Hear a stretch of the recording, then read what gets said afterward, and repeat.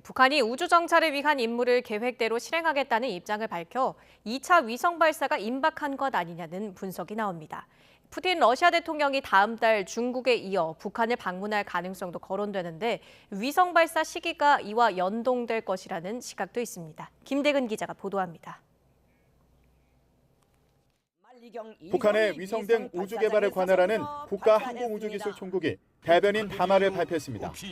미국 등 적대 세력의 군사적 준동을 감시할 우주 정찰 능력을 키우기 위한 중대한 임무를 계획대로 결행해 나갈 거라는 겁니다. 그러면서 지난 10일부터 26일까지 진행된 한미 우주연합훈련을 지목하며 미국의 무분별한 우주 군사화로 한반도를 포함한 아시아 태평양 지역에 전쟁 위험이 커지고 있다고 비판했습니다. 북한의 이 같은 움직임에 추가 위성 발사가 임박한 거 아니냐는 해석이 나옵니다. 지난 25일 조선인민혁명군 창건일을 조용히 넘긴 북한이 조만간 추가 위성 발사에 나서기 전에 자위권을 강조하며 명분을 쌓는 거라는 분석입니다. 특히 최근 방북한 것으로 알려진 러시아 군사대표단이 위성 발사 준비에 도움을 줬을 가능성도 제기되는 상황. 그런 만큼 다음 달 푸틴 대통령이 중국에 이어 북한까지 방문한다면 이를 전후해 위성을 발사하려는 거 아니냐는 시각도 있습니다.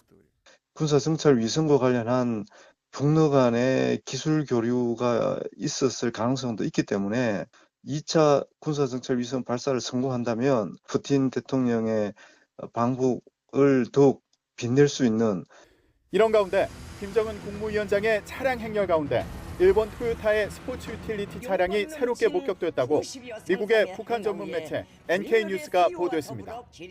NK뉴스는 김 위원장이 김일성 군사종합대학을 방문하는 영상을 분석한 결과 브랜드 로고가 제거되고 경광등이 부착된 토요타 랜드크루저 306대가 있었다고 전했습니다. 이 차량들이 진품으로 확인된다면 대북 제재 위반의 가능성이 크다고 매체는 지적했습니다. 제재를 받지 않은 반미연대 국가들이 산 거를 그 안에서 또다시 북한에게 수출을 하는 그런 과정을 거친다면은 우회가 되는 거죠.